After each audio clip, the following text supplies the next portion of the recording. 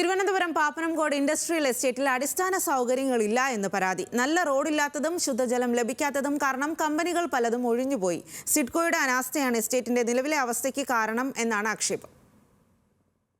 പ്രവർത്തന ലാഭത്തിലും വിറ്റുവരവിലുമെല്ലാം നേട്ടം അവകാശപ്പെടുന്ന പൊതുമേഖലാ സ്ഥാപനമായി സിഡ്കോയുടെ പാപ്പനംകോട് ഇൻഡസ്ട്രിയൽ എസ്റ്റേറ്റിലെത്തിയാൽ പരിതാപകരമാണ് അവസ്ഥ. പൊട്ടിപ്പൊളിഞ്ഞ റോഡുകൾ, കാടുമൂടിയ പരിസരം, ശുദ്ധജലത്തിന്റെ അപര്യാപ്തത, അങ്ങനെ ഒട്ടും വ്യവസായ സൗഹൃദമല്ല ഇവിടുത്തെ അന്തരീക്ഷം.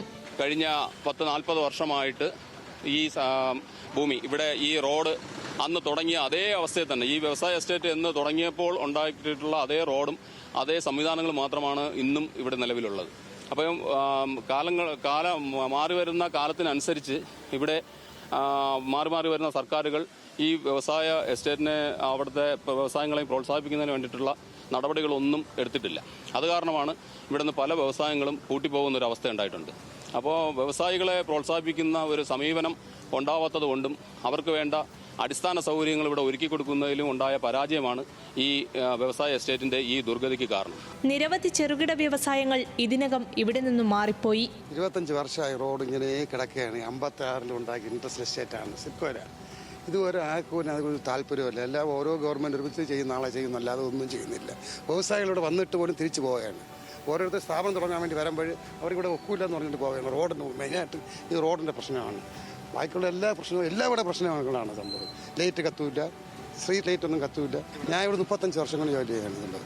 ആർക്കൊന്നും ഒരു ഉത്തരവാദിത്തം ഇല്ലാത്തൊരു ഇതാണ്. സിഡ്കോ എന്ന് വെച്ചാൽ തിരിഞ്ഞു പോലും നോക്കുന്നില്ല. അവർക്ക് ഇവിടെ വരണം, ചുമ്മാ ഒന്ന് കറങ്ങിയിട്ടങ്ങ് പോകണം, അല്ലാതെ വേറെ ഒന്നുമില്ല. അടിസ്ഥാന സൗകര്യം ഒരുക്കണമെന്ന് പല പ്രാവശ്യം അധികാരികളോട് ആവശ്യപ്പെട്ടിട്ടും നടപടിയില്ലെന്നാണ് പരാതി. ഇത്രയും കമ്പനികൾ പ്രവർത്തിക്കുമ്പോൾ ആ രീതിയിലുള്ള ലോഡ് കാര്യങ്ങളൊക്കെ വരുന്നുണ്ട്. അപ്പം അങ്ങനെ അത് വളരെ മോശമായ അവസ്ഥയിലാണ്. അപ്പം അതിന് എത്രയും വേഗം ഒരു പരിഹാരം അത് കണ്ടെത്തിയ നല്ലത് തന്നെയാണ്.